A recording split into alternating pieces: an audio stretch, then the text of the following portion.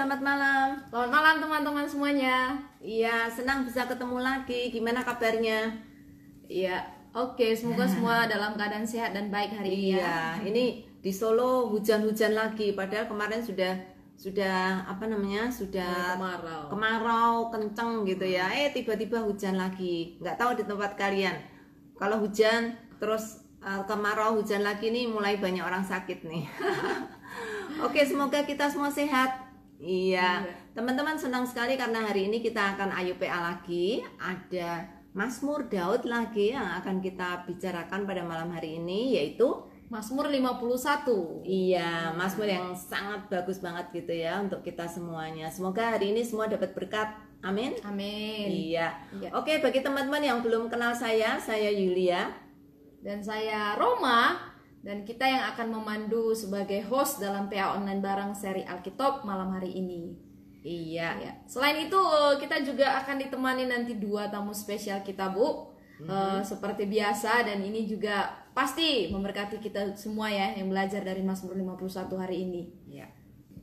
Ya, teman-teman semua, kita akan segera memulai.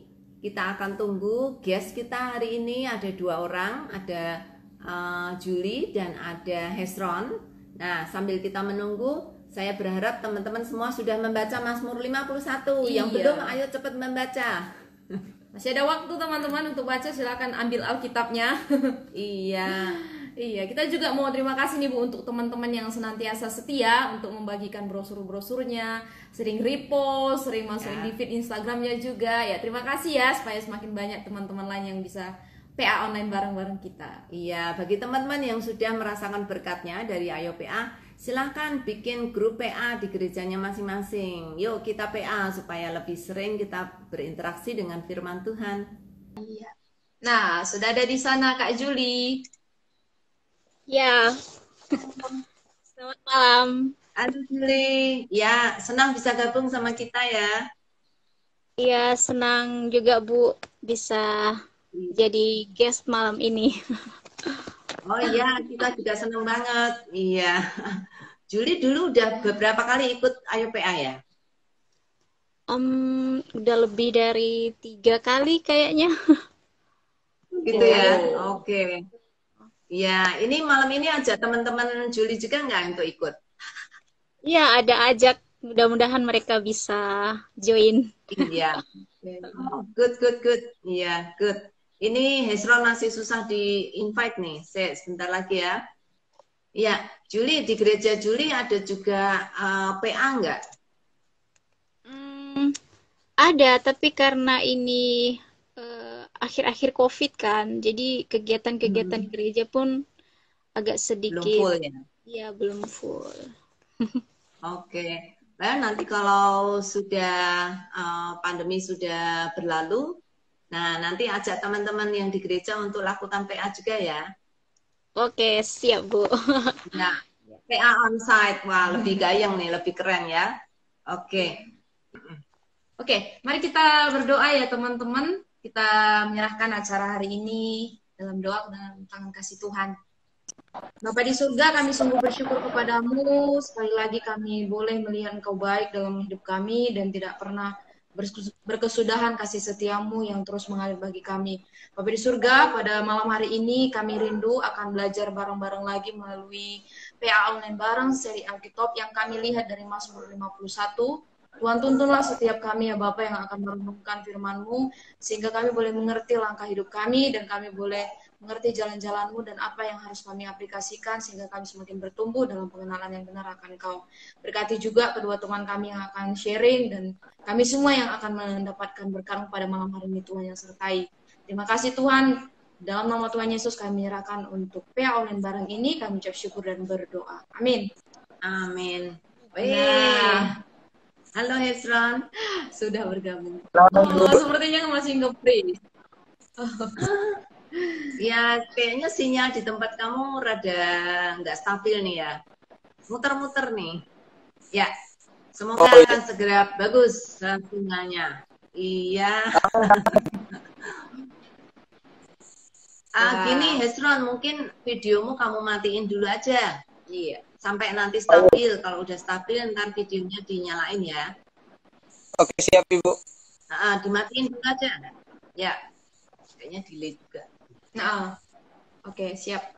Nah, sebelum kita ngobrol bareng, membahas bareng overview dari Mazmur 51, kita lihat dulu ya gambaran dari Mazmur Daud. Meskipun sebenarnya kalau minggu lalu kita belajar bahwa nggak semua dari kitab Mazmur ini ditulis oleh Daud, tapi setengah isinya itu adalah Mazmurnya Daud. Ya, 73 lebih. Ya. Iya, jadi kalau dibilang apa saja tema-tema Mazmur Daud itu banyak sekali. Nanti kalau rekan-rekan bisa belajar dari kitab Mazmur, ada nyanyian ratapannya Daud, ada nyanyian saat Daud lari gitu ya, ketika dia meminta pertolongan kepada Tuhan dikejar-kejar musuhnya gitu. Ada nyanyian juga saat meminta pertolongan kepada Tuhan. Bahkan yang minggu lalu kita pelajari tentang gembala yang baik gitu ya, Mazmurnya Daud, dan masih banyak lagi tema-tema kuncinya dari Mazmur Daud. Nah, salah satu yang sangat berkesan yang kita akan bahas pada malam hari ini, tema Mazmur Daud, yaitu pengakuan dosa.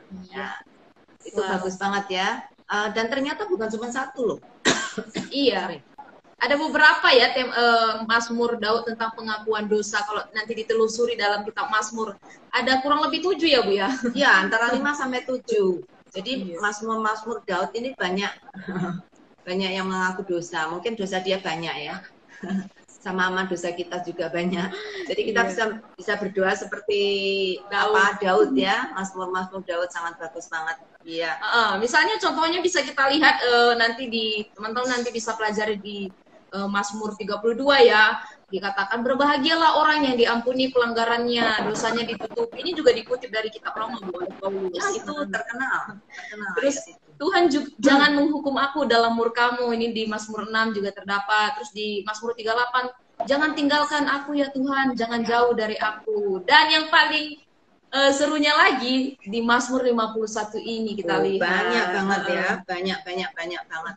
Ini hampir setiap ayat ini Daud mengaku dosa. Ya, luar biasa. Ya, gimana Hesron? Masih bisa dengar? Masih Bu.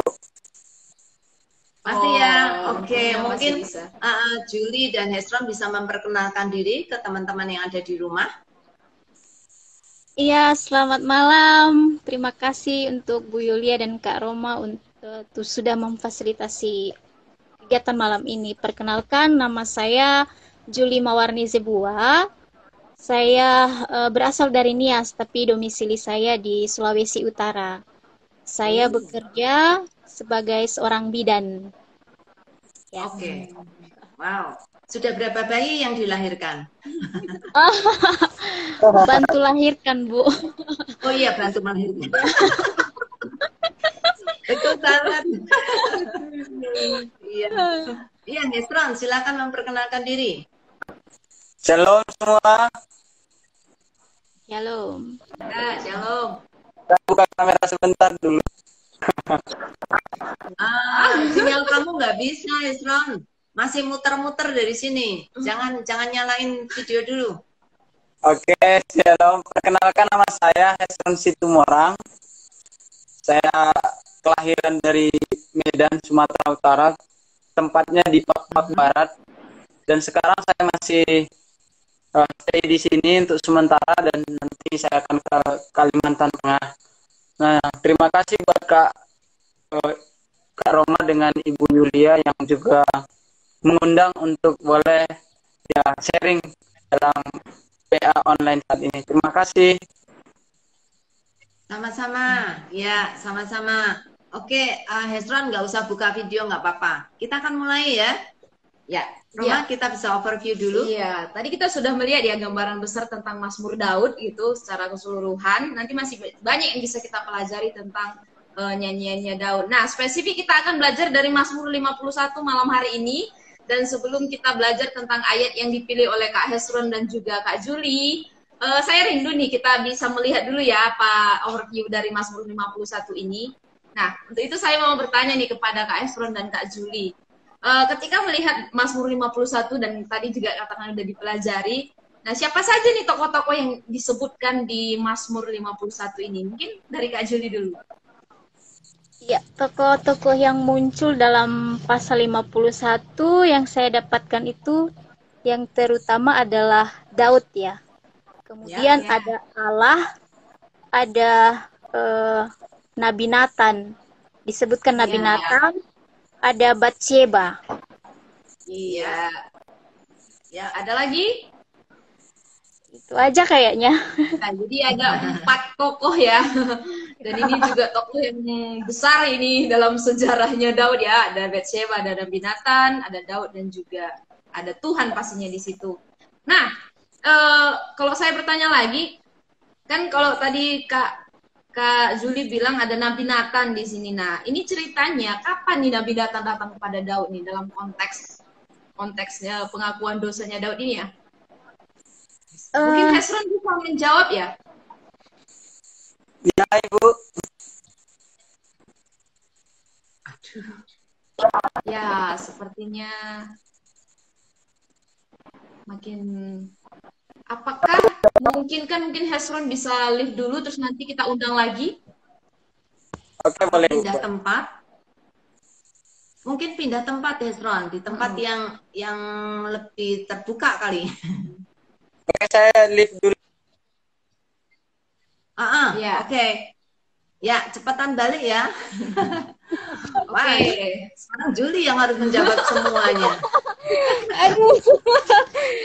Iya, pertanyaannya kapan Nabi Nathan ya? Apa? Iya. Datang nih menyusul datang kepada Daud dan dalam konteks apa nih kira-kira ceritanya?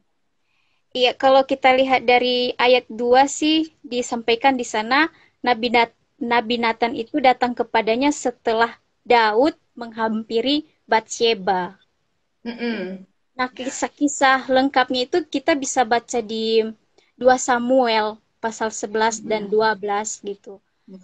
Di sana diceritakan Nabi Nathan itu datang ketika si Batsheba ini sudah mengandung anak dari Daud.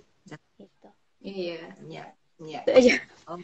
Oke, ya. Nanti lebih lengkapnya ini cerita pastinya terkenal sekali dan teman-teman mungkin pernah mendengar ya cerita kejadian di mana Daud melakukan dosa itu terhadap Batsheba istrinya Uria. Nah, oke. Pertanyaan selanjutnya, mengapa nih Daud berkata kepada Tuhan ya kalau kepada Tuhanlah dia berdosa gitu.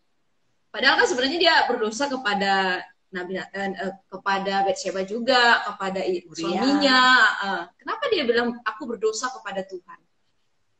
Iya, kalau saya lihat dari ceritanya, si Daud ini sadar bahwa yang utama dia berdosa itu kepada Tuhan. Memang dia berdosa kepada manusia, tetapi dia tahu bahwa yang memiliki hidup manusia itu adalah Tuhan. Penguasa hidup manusia itu adalah Tuhan. Jadi dia mengakunya pengakuan dosanya itu kepada Tuhan.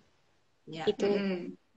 Iya, nanti bisa dilihat ya di ayat 6 di sini, terhadap engkau sajalah aku telah berdosa gitu. Jadi Daud mengakui ya secara sadar dia melakukan dosa terhadap Tuhan, terhadap Tuhan gitu. Nah, iya kita masih menunggu ya Kak Esron bisa bergabung. Oke, kita lihat gambaran selanjutnya ya dari Mazmur 51. Bisa nggak Kak Juli melihat bagaimana ekspresi penyesalan atau kesedihan yang berani gitu dari Daud terhadap dosa-dosa yang dilakukan kepada Tuhan? Ekspresinya ya? Iya. Mungkin bisa dicontohkan?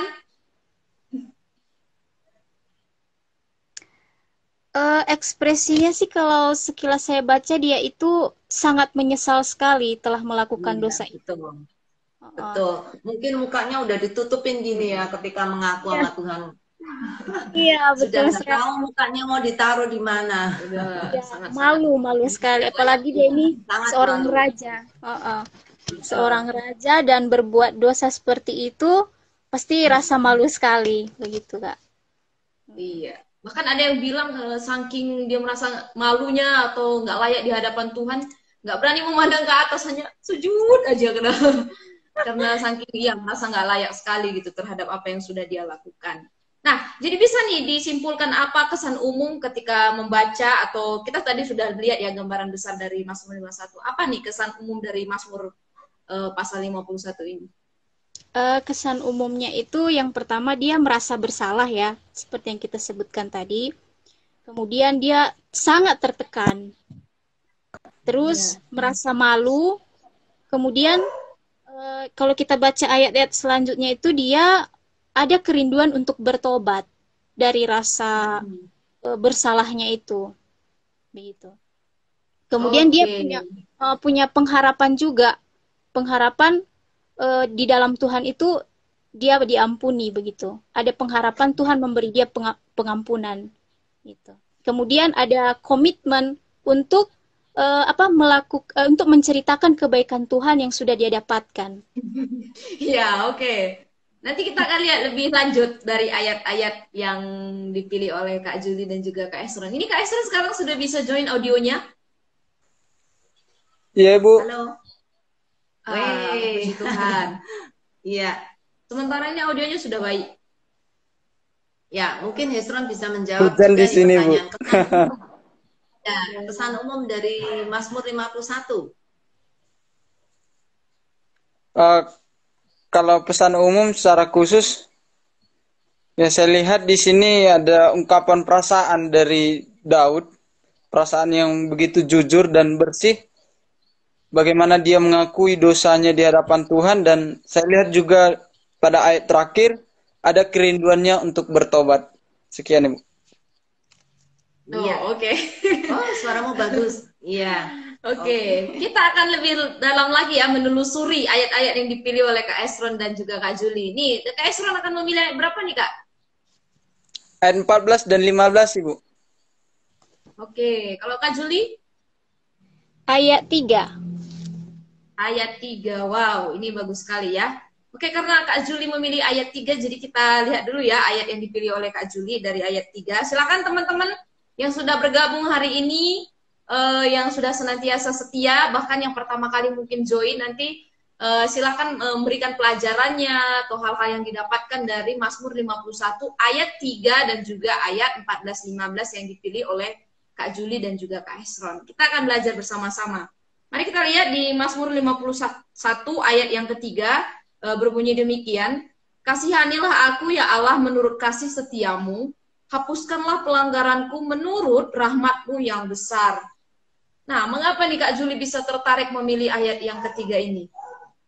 Iya, ini buat saya menarik ya Kak Roma, karena saya itu pengen tahu dulu ya, apa yang menjadi faktor yang membuat Daud ini memohonkan belas kasih dan pengampunan dosa. Dan yang lebih penasaran saya itu Kak Roma, dia ini meminta belas kasihan itu menurut kasih setia Tuhan, dan meminta pengampunan dosa menurut rahmat Allah. Itu sepertinya punya makna yang dalam gitu Kak, menurut saya. Biasanya kan kalau kita meminta pengampunan itu kita melihat diri kita dulu lah ya. Misalnya, Kak, aku minta maaf ya karena aku udah banyak melakukan kebaikan buat kakak begitu. Nah, si Daud ini tidak membandingkan apa yang dia lakukan itu. Kan di Alkitab dicatatkan bahwa Daud ini adalah orang yang baik ya. Hanya perkara Uria ini saja yang membuat dia bersalah kepada Tuhan. Ketika dia meminta pengampunan, dia tidak melihat apa yang sudah dia lakukan, kebaikan yang sudah dia lakukan, dia malah meminta pengampunan itu menurut kasih setia Tuhan. Dan dosanya diminta untuk dihapuskan menurut rahmat Tuhan yang besar. Ini menarik sekali menurut saya, Kak. Jadi perlu digali begitu, Kak. Perlu digali ya? Ya. Dan pertanyaan saya sudah digali untuk yang pertama ya. Jadi yang diminta Daud dalam pengakuan dosa ini adalah kasih setia Tuhan dan juga menurut rahmat Tuhan yang sangat besar itu tadi. Nah, bisakah kita atau Kak Julie gitu melihat keyakinan iman Daud yang diekspresikan dalam doanya, khususnya di dalam ayat 3 ini? Tentang keyakinan iman gitu. Iya. Saya bisa melihat bahwa dalam kalimat ini, Daud itu percaya bahwa Allah penuh kasih. Allah penuh rahmat. Dia tidak ragu bahwa kasih Allah itu besar gitu. Rahmat Allah itu besar untuk dia. Ya. Betul Jadi ya. bisa sekali dilihat keyakinan Daud ya, kepercayaannya kepada Tuhan, Iya, bahwa kasih Tuhan itu nggak diragukan lagi gitu ya. Ramanya betul. juga udah nggak diragukan lagi ya dari keyakinannya ini. Jadi makanya ayat-ayat berikutnya Daud begitu yakin bahwa dosanya pasti diampuni oleh Tuhan. Karena dia Iya, punya Tuhan yang penuh rahmat. ya. Iya. Oke. Nah, dari dua ayat ini ya, dari ayat ini dan kalau kita lihat juga ada ayat 4 di situ dikatakan bersihkanlah aku seluruhnya dari kesalahanku dan tahirkanlah aku dari dosaku. Nah, apakah menurut Kak Juli Daud akan diampuni dosa-dosanya oleh Tuhan dari ayat ini? Iya, menurut saya diampuni.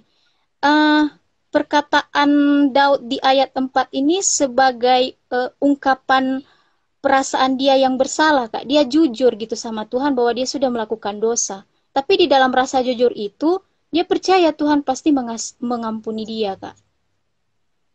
Begitu sih ya. Kira-kira atas alasan apa Juli percaya bahwa Tuhan pasti mengampuni dosa-dosanya? Em, Alasannya, alasan, iya karena dia punya keyakinan bahwa memang Allah itu besar kasih setianya. Eh, Ya, ketika karena menggali Daud ayat sangat Ya, ya. ketika menggali ayat ini saya juga melihat kisah Daud sebelumnya di 2 Samuel itu, Bu. Di 2 Samuel pasal 24 ayat 14 itu ada pernyataan Daud yang mengatakan, biarlah aku jatuh ke dalam tangan Tuhan, sebab besar kasih setianya gitu. Jadi menurut saya memang Daud ini benar-benar yakin bahwa Tuhan itu besar kasih setianya dan pengampunan itu ada untuk dia, begitu, Bu. Ya, rupanya Daud sangat mengenal Tuhannya ya.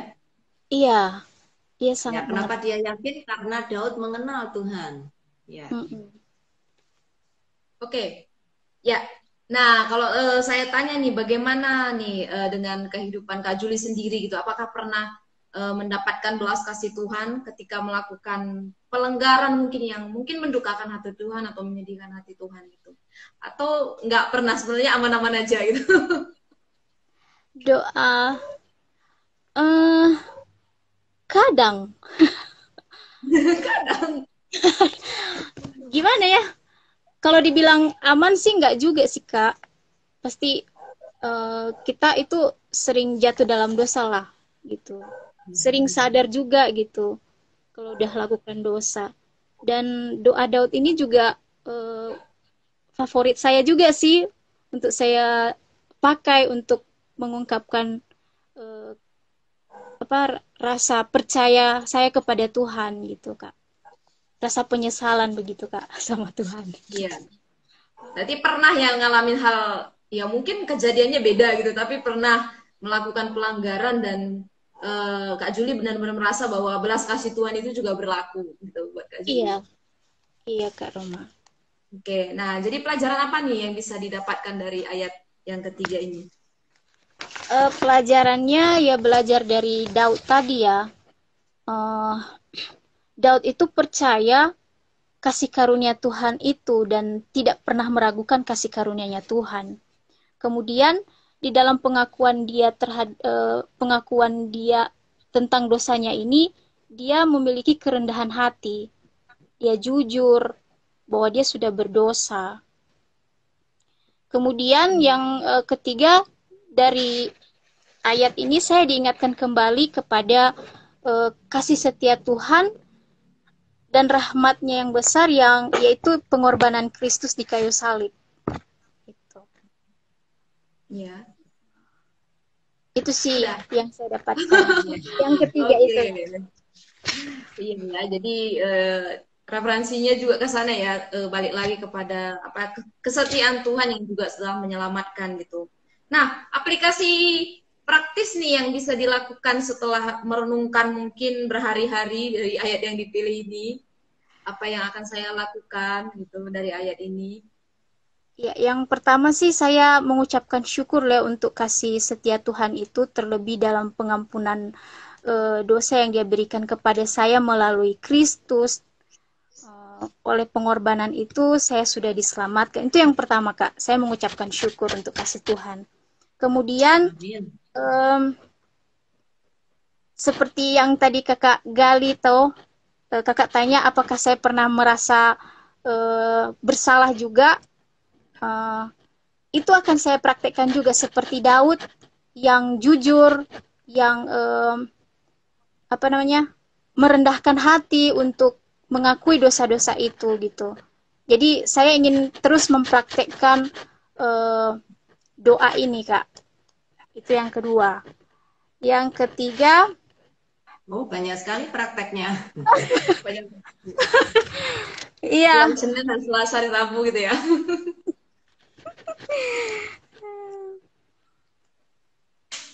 Itu aja kali, Bu. Dua aja lah. Gak apa-apa. Saya tunggu loh yang ketiga tadi apa. Iya, kalau meminta pengampunan dari Tuhan, saya harus memiliki kesadaran yang penuh bahwa pengampunan yang diberikan Tuhan itu tidak berdasarkan oleh perbuatan saya, tetapi oleh kasih kemurahan Tuhan. Amin. Iya. Ya. Amin, amin. Iya. Praktis sekali. Oke, ya puji Tuhan ya yang di-sharingkan Kak Juli juga menohok sekali bagi saya. Ya ada beberapa poin tadi yang saya sendiri ditegur gitu di bagian itu. Nah, kita mau lihat bagaimana respon dari sahabat Sabda yang sudah bergabung malam hari ini. Belum ada. Wah, belum ada yang memberikan respon. Iya, teman-teman ikut menggali dong di rumah, bukan cuma menonton doang ya. Ikut menggali, lalu hasil penggaliannya atau hasil pertanyaan, jawaban dari pertanyaan yang juga diberikan Roma tadi, boleh dijawab di kolom komentar. Jadi nanti kita juga akan sharekan ke teman-teman yang lain. Ya, teman-teman dapat apa coba dari ayat yang ketiga dari Mazmur 51 ini? Sharingkan supaya kita bisa sharingkan juga ke teman-teman yang lain. Oke, silakan ditulis di kolom komentar ya. Kita sudah mendengarkan tadi dari Kak Juli ayat yang dipilih dari ayat 3. Pasti ini menohok sekali karena semua orang pernah melakukan kesalahan, pernah melakukan pelanggaran gitu. Dan kita pastinya ditegur juga melalui ayat ini. Silahkan, atau mungkin karena nggak berani ya Bu ya. Kadang-kadang membuat kita nggak berani mengakui kesalahan kita. Ya. Oke, kita masih menunggu nih respon dari teman-teman. Apa-apa, kita tunggu ke Hezron dulu aja. Teman-teman berarti hutang 2 ayat nih ya. Ayat 3. Nah, ini Hezron akan milih ayat 14 dan 15. Nah, nanti juga silakan memberikan komentar di kolom komentar ya. Oke, kita masuk ke Hezron dulu. Ya, oke Hezron bisa bergabung kan? Ya, Kak. Oke, aman sekali. Ya. Teman-teman sekalian, Kak Hezron memilih ayat penggalian dari 14 dan juga 15. Kalau firmannya kita akan bacakan demikian, bangkitkanlah kembali padaku kegirangan karena selamat yang daripadamu, dan lengkapilah aku dengan roh yang rela. Maka aku akan mengajarkan jalanmu kepada orang-orang yang melakukan pelanggaran, supaya orang-orang berdosa berbalik kepadamu. Nah, ini pasti sangat melengkapi dari ayat 3 ini. Kenapa nih Kak Hezron tertarik memilih ayat 14 dan 15 ini? Ya, karena saya lihat ayat 14-15 ini adalah puncak atau peralihan dari ayat sebelumnya, Kak. Jadi, saya lihat di ayat 14 dan ayat 15 ini ada hubungan sebab akibat.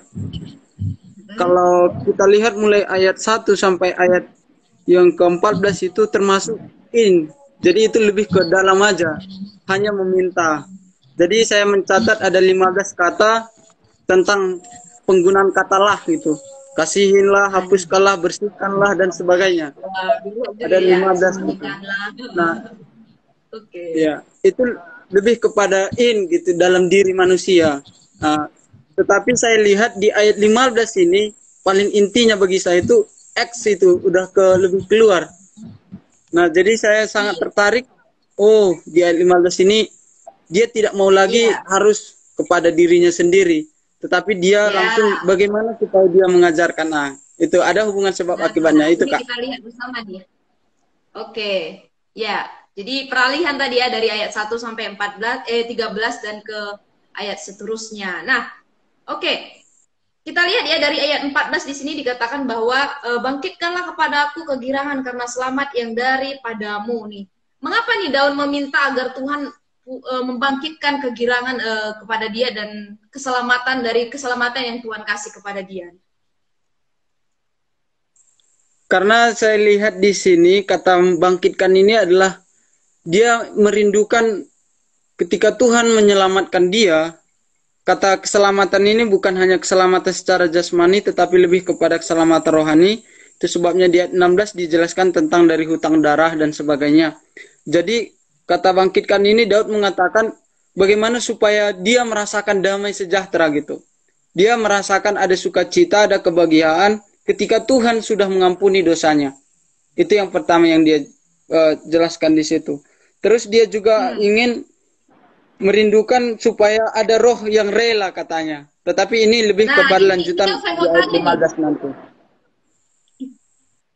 Ya. Oke, tadi kamu sebutkan ada roh yang rela gitu ya di ayat 14 Masian ya. Lengkapilah aku dengan roh yang rela. Bisa diartikan nih ayat ini ya, kata roh yang rela. Apa nih maksudnya? Kata roh, ya. Nah, kata roh yang rela ini yang dimaksud di sini adalah bukan rela-rela ya, bukan kayak lagu-lagu itu, rela-rela katanya. Tetapi ini kata roh yang rela ini lebih kepada rasa untuk ingin memberitakan Injil atau rasa untuk berbagi gitu. Dia rela berbagi kepada orang lain seperti itu. Nanti dilanjutkan di ayat 15. Oke, dilanjutkan yang ke ayat 15. Berarti di situ dikatakan di ayat 15, maka aku akan mengajarkan jalanmu kepada orang-orang yang melakukan pelanggaran.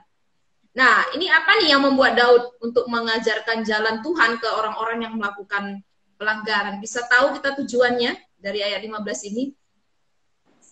Oke, Kak. Kata maka ini mungkin ya kita juga bisa pahami seperti jadi atau oleh karena itu. Ini sepertinya kayak ditutup lah, tetapi saya lihat kayak unik. Di ayat 16 dan sampai 21 masih ada lanjutannya gitu. Tetapi di ayat 15 dibilang maka. Seperti ditutup dari ayat sebelumnya, ayat 1 sampai ayat 14 ditutup dengan kata maka gitu kan.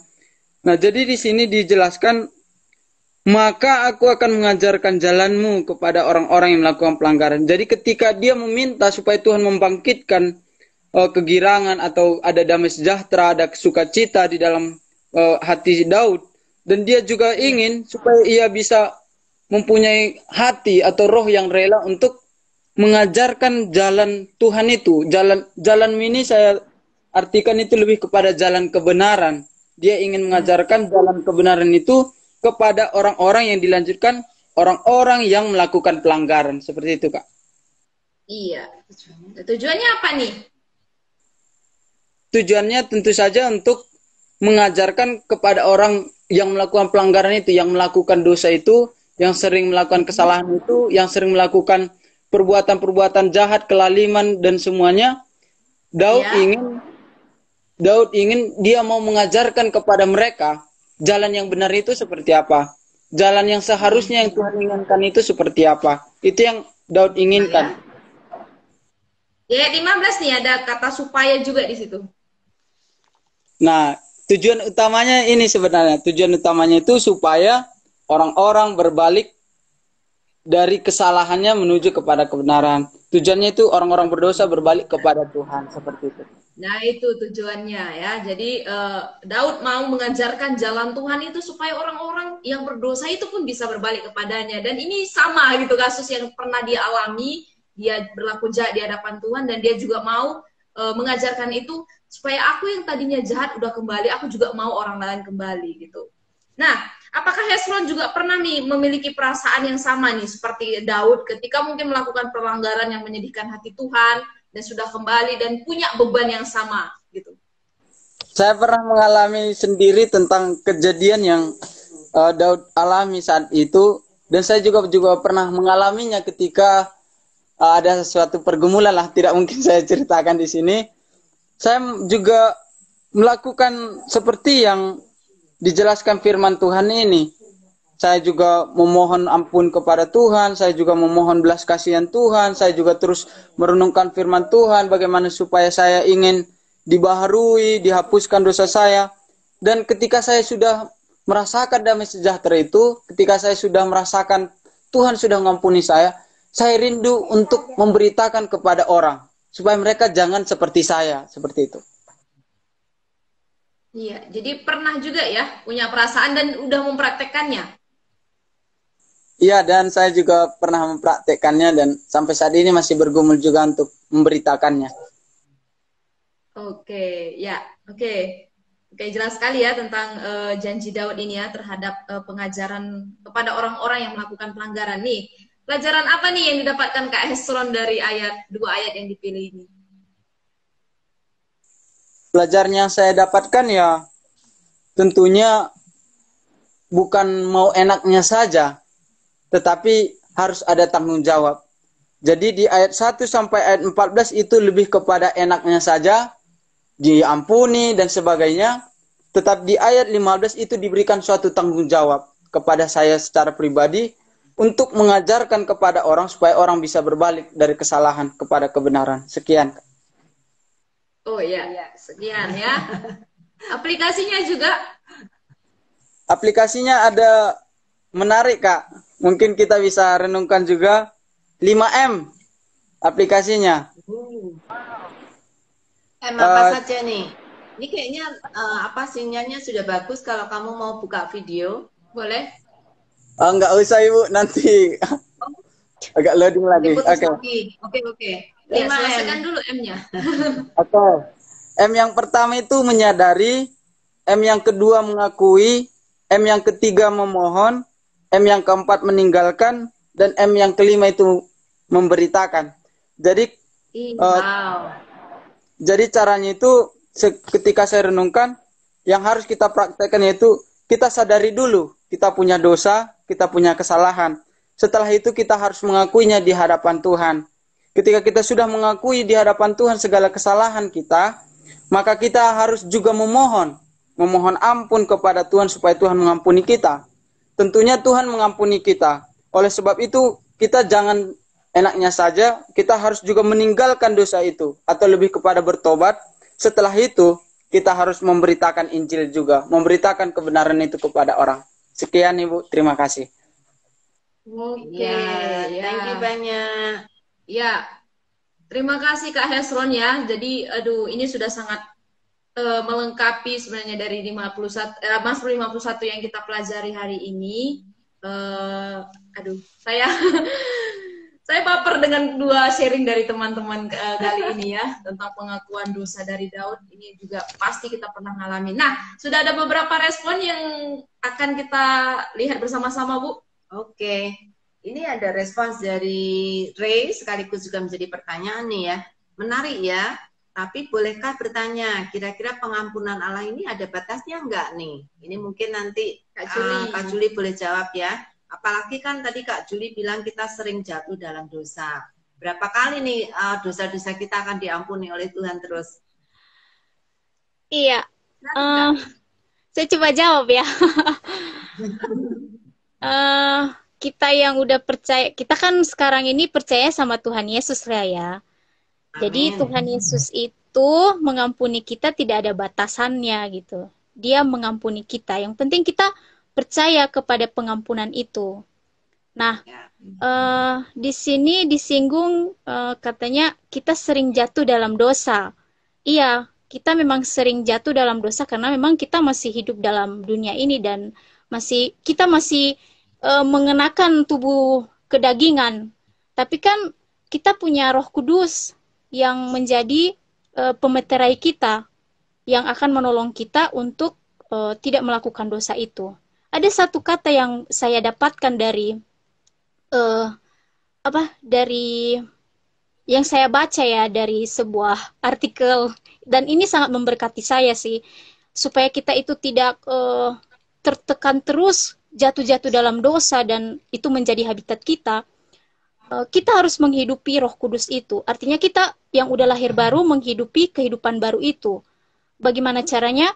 Ya kita harus fokus kepada Roh Kudus itu, berfokus kepada kehidupan baru itu, sampai kehidupan baru itu menjadi habitat kita dan kita sudah tidak bisa lagi melakukan dosa.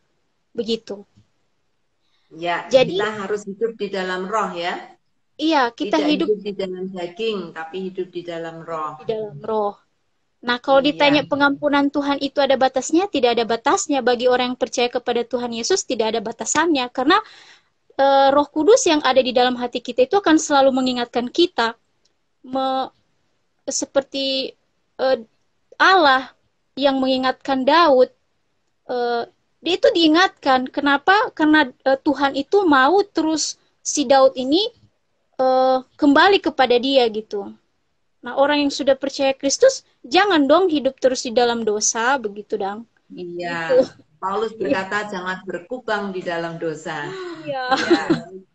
Ya, ya, dan kita harus selalu menyadari dan minta ampun kepada Tuhan ya, karena Yohanes juga berkata, jika kita mengaku dosa kita, maka Tuhan akan setia mengampuni kita. Ya. Oke, thank you. Ini ada tanggapan lagi dari Ibu Friska. Dari ayat 3, Daud bergumul dengan dosanya karena ia telah melukai hati Allah. Daud mengalami rasa takut pada Tuhan karena kesalahannya. Iya Bu, betul sekali gitu ya. Bagi orang yang sungguh-sungguh di hadapan Tuhan, ketika kita jatuh ke dalam dosa, itu hati kita itu seperti dirobek-robek ya. Karena kita tahu kita sudah menyedihkan hati Allah. Dan ketika kita menyedihkan hati Allah, kita tahu itu bukan sesuatu yang baik gitu ya. Itu menjadi satu kesedihan yang begitu dalam sehingga ada rasa takut. Tapi untungnya rasa takut Daud bukan membuat dia jauh dari Tuhan, tapi dia mendekat kepada Tuhan sekalipun dia takut gitu ya. Ya, terima kasih Bu Priska. Oke, ada satu tanggapan lagi dari Kak Rizky. Yang saya dapat dari ini, ada sebuah dosa yang sering banget berbuat dosa, tapi mau mengakui pun kayak malu gitu sama Tuhan. Terus, tapi kalau dibiarkan tanpa meminta pengampunan dari Tuhan, kita menjadi terbiasa. Oke, kalimatnya sangat ini ya. Tapi saya ngerti maksudnya di sini ya, bahwa ada dosa yang kalau selalu dibiarkan tanpa meminta pengampunan daripada Tuhan, kita menjadi nyaman. Dari nyaman dengan dosa-dosa bisa dibilang dosa favorit gitu. Jadi nyaman, terbiasa, dan akhirnya kita nggak sadar diri dan meminta pengampunan kepada Tuhan.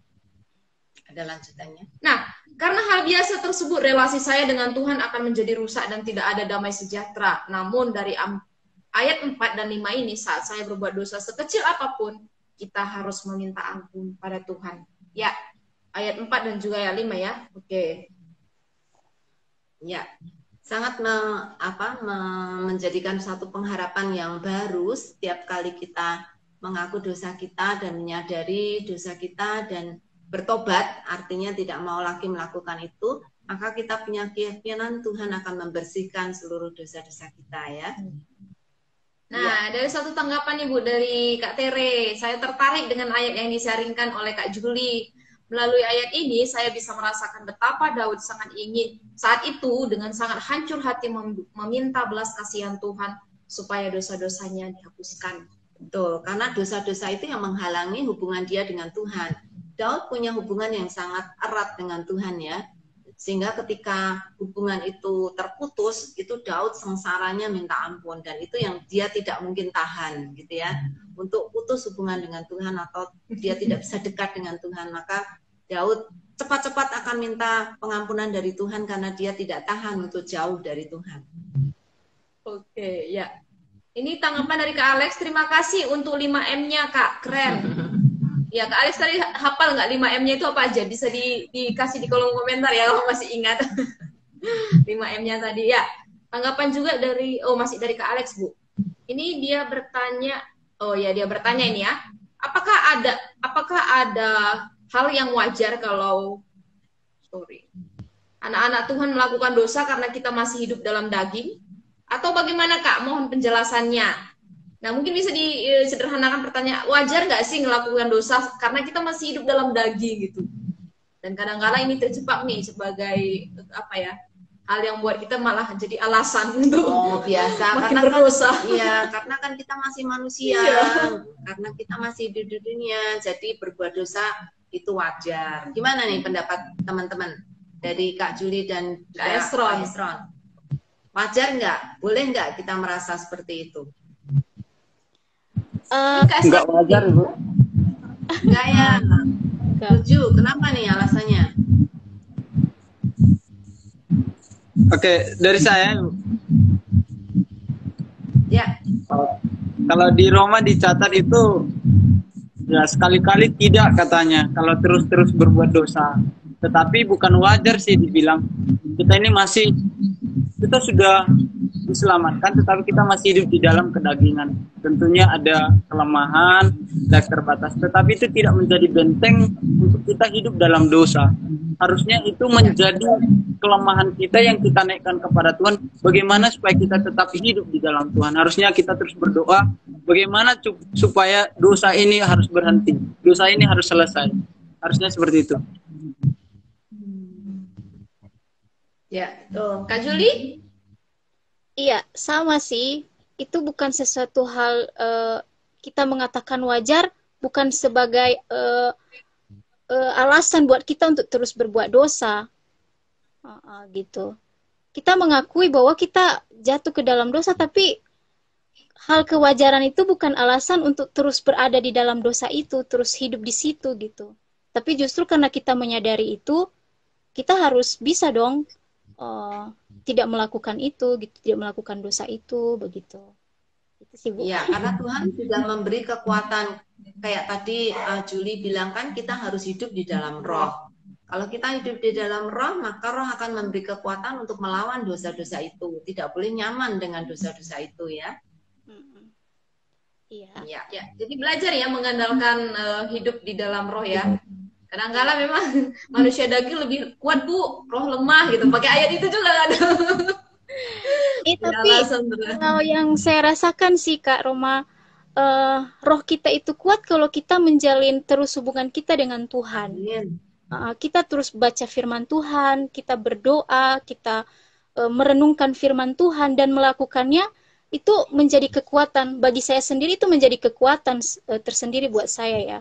Itu meskipun ya saya tahu saya melakukan dosa, tapi ketika saya fokus menjalin persekutuan dengan Tuhan, saya jadi kuat gitu untuk meninggalkan perbuatan lama saya dan fokus kepada kehidupan roh gitu Kak.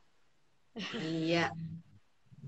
Iya, thank you banyak ini untuk Hesron dan Julie. Ini ada satu tanggapan lagi dari Rizky. Di ayat 13 dikatakan, janganlah ambil rohmu.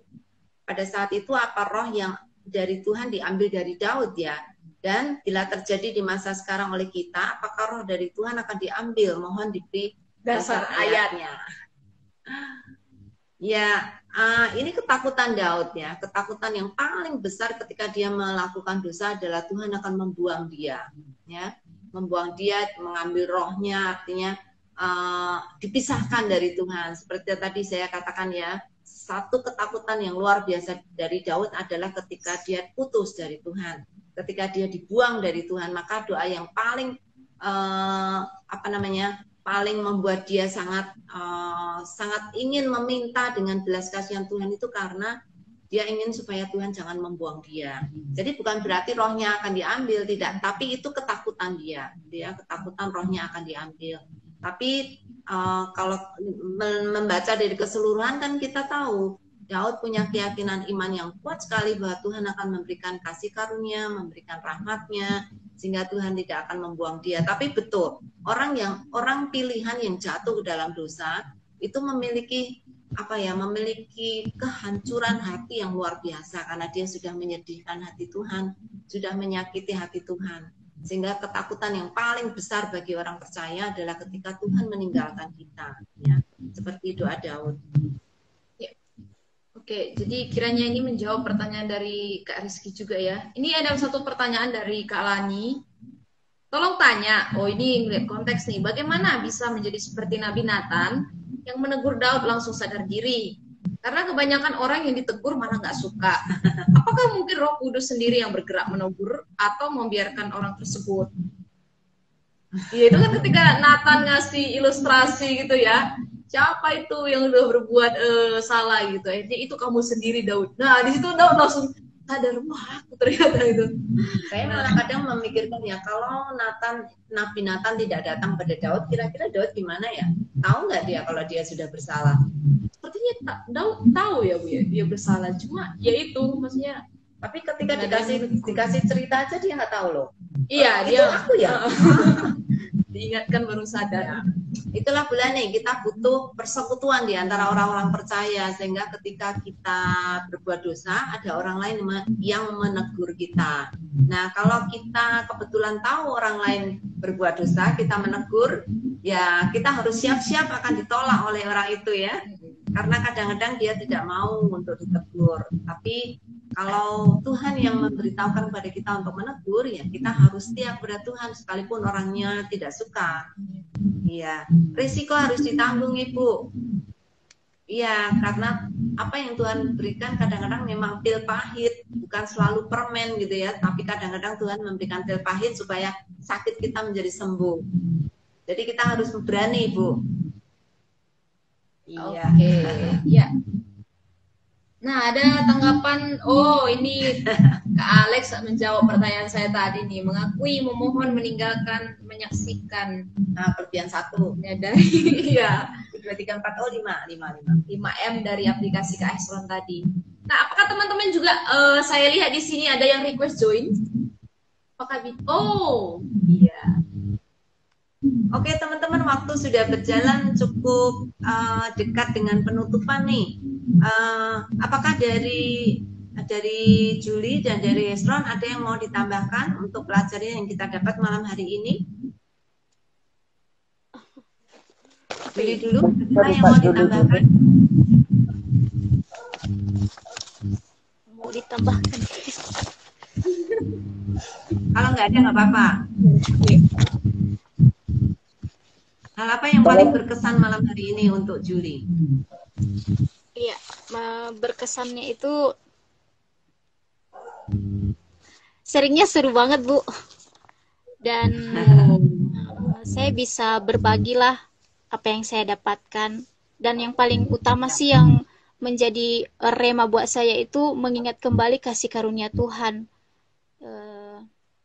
yaitu pengorbanan Kristus itu Bu. Dia sudah mengampuni saya melalui kerelaannya untuk mati di salib. Itu yang paling rema buat saya, Bu. Ya, karena dia maka dosa-dosa kita diampuni ya, bukan hanya dosa kemarin, tapi dosa hari ini dan dosa yang akan datang. Ya. Iya. Terima kasih Julie. Dari Hestron ada yang mau ditambahkan lagi? Boleh Ibu. Kalau dari saya, ya lebih baik jujur daripada munafik di hadapan Tuhan ya kan Ibu. Oh amin, amin banget itu. Kalau munafik kan bukan istilah seperti yang kita pikirkan bertopeng dan sebagainya, tapi munafik ini kan dibilang muka nabi pikiran kotor, kan ada begitu. Lebih baik kalau di hadapan Tuhan nggak ada istilah muka nabi, nggak ada istilah muka malaikat, nggak ada istilah seperti apa. Lebih baik jujur. Kalau kita memang salah ya akui salah. Kalau memang lagi berbuat dosa, Tuhan langsung ampuni, minta ampun aja langsung. Ya pokoknya nangis-nangis, mau ngapain di situ terserah di hadapan Tuhan. Yang penting kalau di hadapan Tuhan itu semuanya telanjang gitu, semuanya terbuka di hadapan Tuhan. Jadi tidak ada yang sedikit kita bisa tutupi, kita bisa sembunyikan, kita bisa umpetin, tidak bisa kalau di hadapan Tuhan. Itu sebabnya ketika di hadapan Tuhan harus diakui semuanya di hadapan Tuhan, supaya ketika kita sudah mengakui, ya, supaya ketika kita sudah mengakuinya, kita memohon ampun, ya kita harus meninggalkannya semuanya di hadapan Tuhan. Mungkin itu saja Ibu. Saya sungguh diberkati lewat PA malam hari ini. Kita sudah, kalau kita sudah minta ampun kepada Tuhan dan kita yakin percaya bahwa kita sungguh jujur di hadapan Tuhan, maka kita bisa move on, ya. Oke, Roma, kamu berkata apa nih Roma? Iya, saya malah ingat beberapa waktu lalu kita sempat sharing tentang Tuhan mengawasi, mata Tuhan mengawasi seluruh bumi gitu. Jadi mengingatkan lagi bahwa ini juga berlaku bagi hidupku gitu, bahwa Tuhan itu melihat setiap detail hidupku, apapun yang aku lakukan Dia selalu melihat, dan hal-hal yang mencoba aku sembunyikan jauh-jauh dari Tuhan, Tuhan tahu gitu. Mungkin aku bisa menipu manusia gitu dengan berlaku benar di depan, tapi sebenarnya curang di belakang gitu. Tapi Tuhan tahu. Jadi belajar sih untuk apa ya, melihat sisi Tuhan sebagai Tuhan yang punya kasih setia juga, tetapi dia juga apa ya, memberikan konsekuensi atas dosa pelanggaran gitu. Kayak Daud kan memang diampuni, tapi ada konsekuensi yang diterima ya, ada konsekuensi yang diterima gitu. Jadi hati-hati gitu terhadap dosa-dosa yang mungkin kadang ada orang yang dosa satu ini bisa diselesaikan, tapi dosa yang ini favorit, ini susah untuk dilepaskan kayak gitu. Jadi ya nggak ada di sekarang ini, dosa semua itu sama di hadapan Tuhan dan harus bersih di hadapan Tuhan. Jadi belajar untuk seperti itu. Ya, terima kasih untuk penggalian hari ini. Tadi Julie bisa menolong kita untuk melihat bahwa Tuhan penuh kasih karunia. Kasih karunia Tuhan tidak pernah ada habisnya untuk mengampuni dosa-dosa kita. Dan Tuhan juga, rahmat Tuhan juga begitu besar sehingga kita selalu mendapat pengampunan dari Tuhan.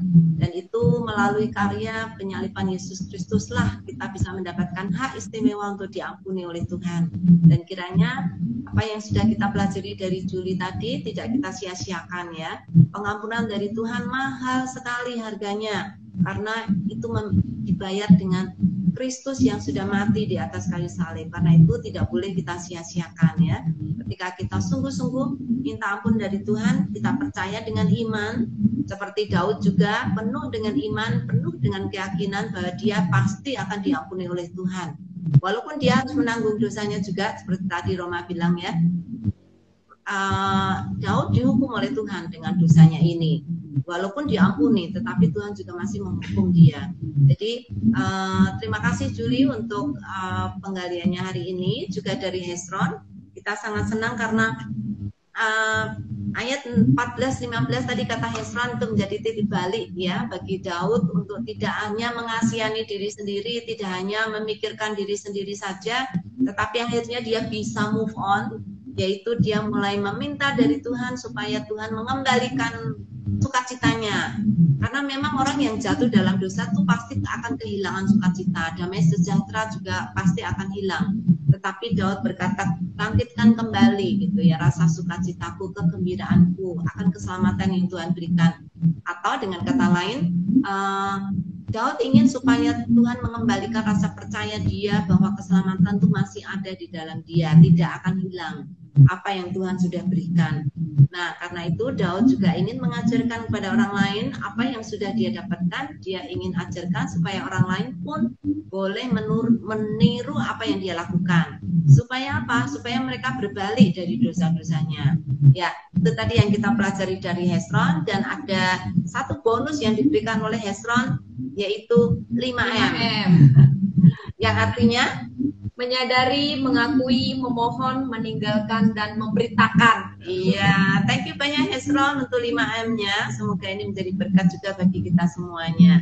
Ya, ini ada 2 tanggapan yang terakhir yang belum saya bacakan. Ada satu tanggapan dari Kak Hezron, kadangkala kenikmatan dosa membutakan mata anak-anak Tuhan. Jadi kita membutuhkan kelompok-kelompok sel membangun dalam kerohanian kita, Bu.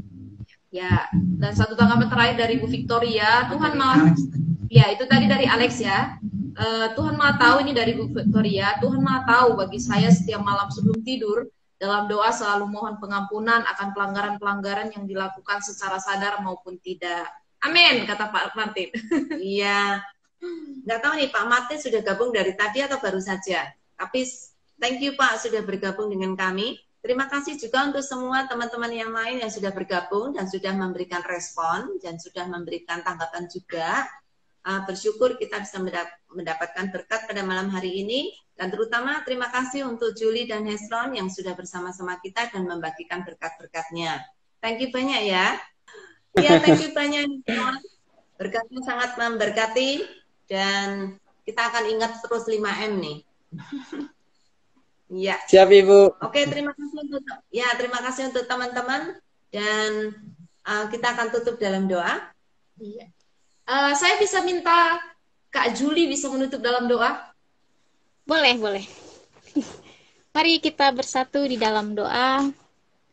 Tuhan kami Yesus Kristus, bersyukur untuk kasih setia yang Tuhan berikan kepada kami.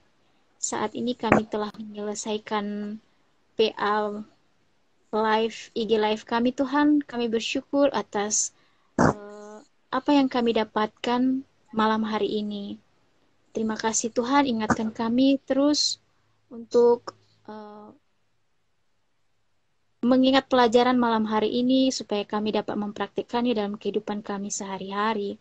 Kami berdoa untuk Yayasan Sabda Tuhan, berkati terus pelayanan mereka supaya firman-Mu juga dapat diberitakan di seluruh bumi dan semua orang dapat mendengarkan tentang Engkau.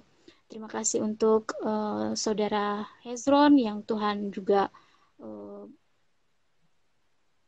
pakai untuk bisa bersama-sama dengan kami malam hari ini, bisa sharing Tuhan, berkati kehidupannya beserta keluarganya. Untuk teman-teman juga yang sudah bergabung bersama kami dalam PA malam hari ini Tuhan, yang ada di rumah, Tuhan berkati mereka juga, supaya mereka semakin hari semakin mengenal Engkau. Terima kasih Tuhan Yesus untuk doa yang sangat singkat ini, kami landaskan di dalam nama Tuhan kami Yesus Kristus. Amin. Amin. Amin. Thank you. Ya, Thank you terima banyak. kasih, Ibu. Sampai ketemu minggu depan. Kita ketemu lagi di Ayo PA Seri Alkitab dari Mazmur 90. Sampai ketemu. Salam. Salam Ayo PA. Salam Ayo PA. Dan minggu depan kita akan melihat satu Mazmur lagi dari Mazmur 90. Oh, ini favorit aku nih. Ini sepertinya ini bukan Mazmurnya Daud ya, Bu ya? Bukan. Kita akan lihat Mazmur 90 ini minggu depan. Dan teman-teman yang diberkati hari ini yang ingin rindu sebagai tamu spesial kita di bulan selanjutnya atau di minggu-minggu berikutnya, silahkan nanti bisa DM Ayo PA atau Sabda Yilsa untuk bisa join seperti Kak Juliet dan juga Kak Hezron malam ini.